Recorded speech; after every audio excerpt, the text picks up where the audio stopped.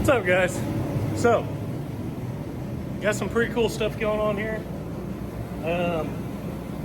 We got an engine for the Ultimobile, and it's coming out of this puppy right here. So I believe this is a 2000. Let me see if it's Chevy or GMC. GMC. So, we got the 5-liter, 5.3, Vortec LS, whatever, you know, and plan on pulling it out. So we did hear this thing run.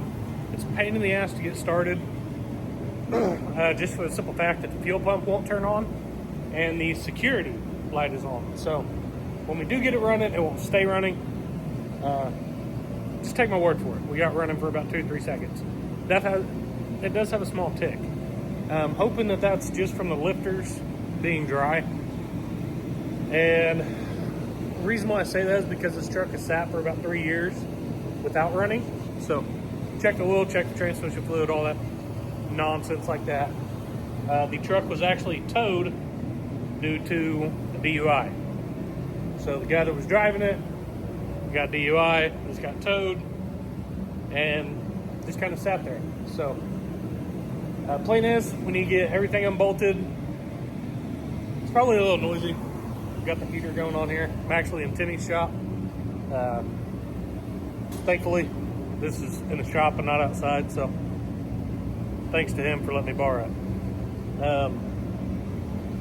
Yeah, so I got a couple things unplugged here already. It's fiddly crap. But we need to get this big bumper off, and plan on just taking a Sawzall to everything on this radiator, core support, all that crap like that. We're just going to get rid of every bit of it. So that way, unbolt the transfer case, and then pull the engine and transmission at the same time. That's kind of the idea.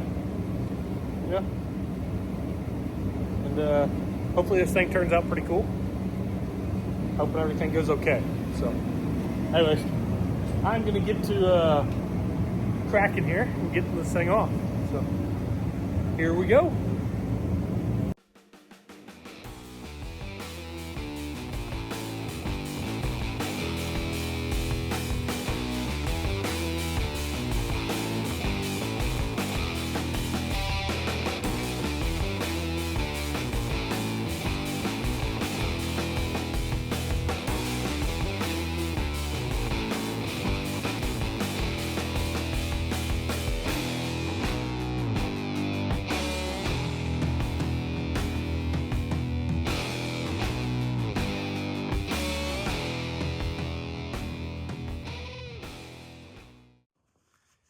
Not too bad so far.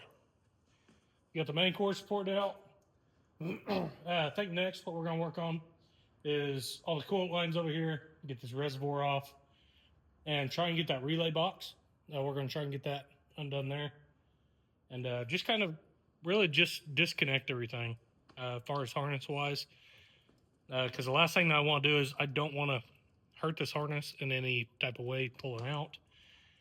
And you guys that have LS swap before, you probably recommend just go buying some aftermarket harness and everything.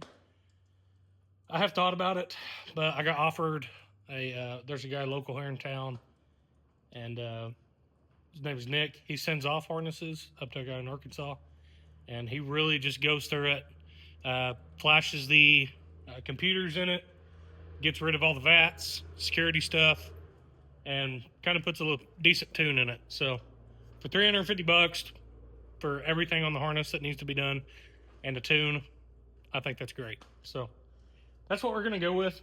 So I do need to get everything stripped off of this and try and keep as much as a harness as I can so we can send that off.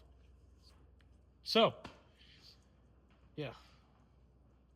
And we'll get to cracking, I guess. Bunch of stuff.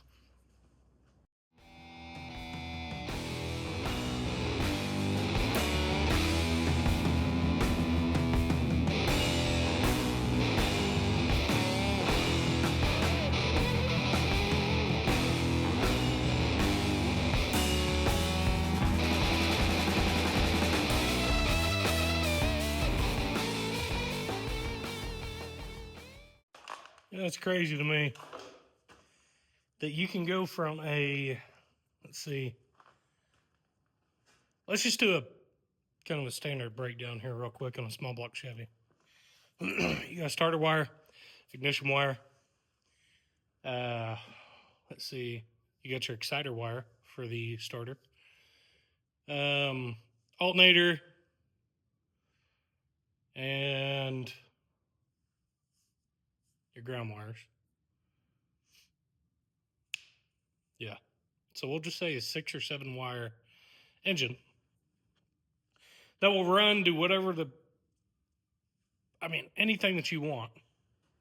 And then you get into this. I'm going to show you. Into stuff like this.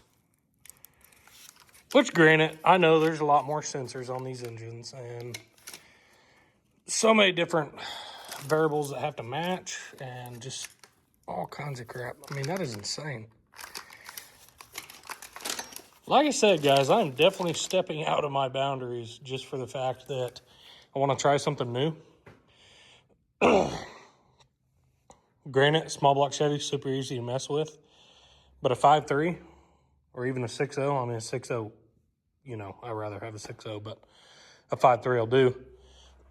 Just having this 5.3, you're making almost more horsepower than a small block Chevy that has a mild build to it. So can't really go wrong with them. Fuel injected, everything else. So I'm sure that's going to be great. That's just intimidating. Granted, I'm sure it's going to be a lot more simple when everything's done. But looking at that, I'm like, man, I have no idea where the hell that goes. So we are going to test our limits for sure. So got a couple more things. I think I got the harness on the back of the engine and then one that goes over to the starter. Pull that off. We should be able to take this entire harness off. And once we do that, we'll start working on exhaust manifolds, all the junk underneath. So yeah, I would just figure I'd kind of show you guys that. It's kind of nuts. So anywho,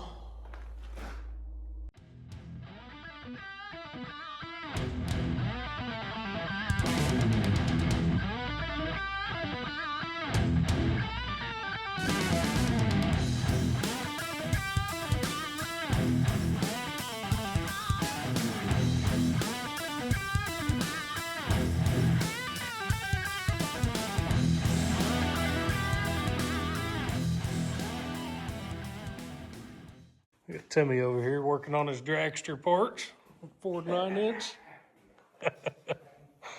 Here's the harness. That was about a pain in the ass getting out. Hardest part was transmission crap. Plug-ins and all that. I actually broke the... Oh, let me see if I can find it here. It's right here. It goes on the side of the transmission. Not a big deal. Just got to get that out. Bolt the new one on it. Had that fed up through there. Got that undone. Ended up cutting the ground wire in the back of the block because it was a pain in the pecker to get to. Everything else is really off. Kind of got the exhaust undone here. Got one more bolt. Ended up rounding off. Cut the U-bolt so it should come out, possibly. Last thing is, need to take the motor mounts out, the transmission mount out, and unbolt the transfer case. Hopefully that'll come out and be able to push this thing out the door and have the engine sitting down. But there's a lot of crap on this thing compared to just an old engine. So hopefully it's worth it. But other than that, that's it today. I pick my crap up and go to bed. So what's up, guys? Today is New Year's. Hopefully you guys had a good, safe New Year's. Hopefully this year just gets bigger and better. Not only for this YouTube channel and stuff like that, that'd be great, but also for my family and your families. Hopefully everything just kind of aligns this year and really goes the best for all of you. So yeah, again, hopefully you guys are safe. But back out here today, we're going to try and get this engine, transmission, and transfer case out.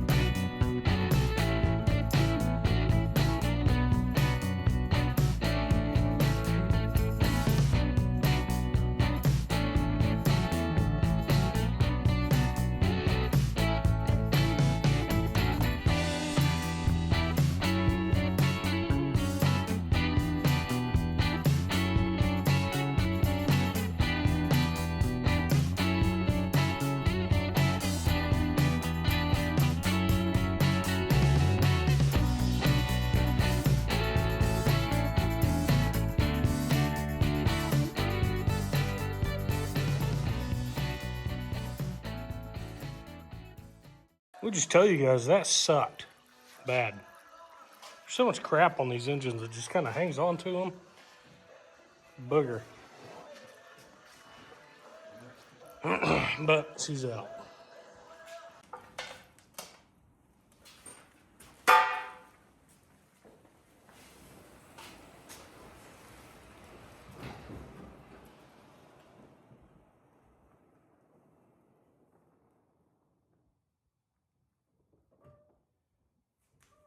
Go ahead and put it in park. What? I'm getting cramped all three of them. Throw a little kid in there. And there's bicycle pump needles in the seat that was poking me. I couldn't figure out what it was. It was needles for a bicycle pump. There's your belly hitting the steering wheel.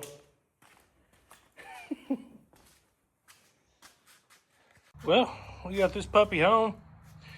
Just got unloaded from the pickup and just kind of looking through some things here. I did break quite a few pieces off of this intake. Broke this. Back of the block here, we broke that. Just small piddly crap, but thinking about this, I'm going to go ahead and mount the transfer case back onto the transmission. I'm not sure if I'm going to do it out of the car or inside the car. But before I do anything to this engine, I want to set it in this to be able to get my mounts made. That way, whenever I do finish messing with that one, then I'll be able to set it down in here and bolt it in. And it should be home, you know, as long as nothing goes wrong. So I do need to go ahead and make some brackets for the engine then. So something else pretty neat. I got a couple parts here. Shout out to Kevin. Stopped there at his place today. I got some other parts here. Got a couple extra valve covers. There's one. Actually took those sensors out of an intake that he had, so I got those. And let's see. So yeah, got the valve covers here. Got those sensors, and I got plenty of coil packs. So my idea is I want to take a couple of these coil packs with me whenever I do take that road trip, just in case something like this happens. Say you're going down the road, you got one to go bad. I should have 7 of the identical coil plugs that go on this. And I'll have to look into this. I do believe that these should made up just like those would. So these coil packs should work. So altogether, I got 7 plus 8. So I got 15 extra coil packs. So that's cool. So yeah, I got that. Got me a different cover for the engine. Don't know if that one's gonna fit, but we'll try and put her on there. We got the harness, we got the intake, we got the drive line. The other drive line is still at Timmy's. All I want is yoke. I don't want the aluminum drive shaft on it. Just for simple facts, it's probably a lot cheaper to cut a steel one down than the aluminum. But yeah, so I got all these parts, and I got a couple timing chains and all that for future trophies that I end up making, or just really just projects or whatever the hell I want to do with them. But I got those, all that stuff for 50 bucks. So one coil costs more than 50 bucks. So that worked out great. These are used, no big deal. They should be okay. So just something extra to have on hand. So I got 50 bucks in that. Yeah, I'm gonna get all this crap unloaded here. All right, guys, we need to talk about prices here. Kind of figure out where we are on the budget. I got all the list of things that I've purchased so far, and the budget for this build off is $7,500, and we are allowed a $1,000 basically safety budget. So all in all, we got about $8,500 that we can spend on this. So the safety budget, that's going to basically include your seat belts, your tires, and stuff like that. So, but I do got this list here. I'm going to go over it with you guys and try and figure out where we are in this, and then we'll get a final total. So, here we go. All right, so first off, we got the car body. So for the 54 Oldsmobile, I paid a $100 bill for that. The frame, I traded an engine that was worth 350 bucks. So the idea was I was going to put a Vortec engine in this build, so I had it sitting aside. Ended up not going that route, so I have 350 in that engine that I traded straight across for the frame. The wheels, I have $300 cash involved in that, and I had to trade. I did trade a pistol that was worth about 400 bucks. That was I had that before the build off was even a part of this, so I am not going to count that $400. Just for the simple fact that I traded, kind of bartered. Here you go. I got my little buddy eating with me. Thank you. All right. The steel, so I got a 20 gauge 4x8 sheet of steel. That was $52. That's what I did the floor pan, not the floor pans with, but the trunk area with. The square tubing I used to frame all that. I had $46 in that. The square tubing, the stuff that I bought used at Gearkeys Scrapyard. I still got some of that left actually. Paid 28 bucks. That was for the weight, total weight of that. Fuel cell I bought used from Allen's Automotive over there in Chanute. The off-road lights, that's KC lights I have on top of the car. I got 62 bucks in those, all 4 of them. The engine, transmission, and T-case. So now, the original price on that was $1,000, but I had purchased a truck, a Dodge truck for $100 cash, and I actually gave. I bought that truck from Timmy, so I gave him $50, and I gave him a pretty neat bottle, like a whiskey bottle that he's going to use for his reservoir. That was worth about 50 bucks, and so we traded for that. So I actually only have $50 in that truck, and the guy that I got the engine, transmission, and T-case from, I sold that truck to him for $350. So 1,000 minus 350 is 650 plus the original 50 that I paid for that truck.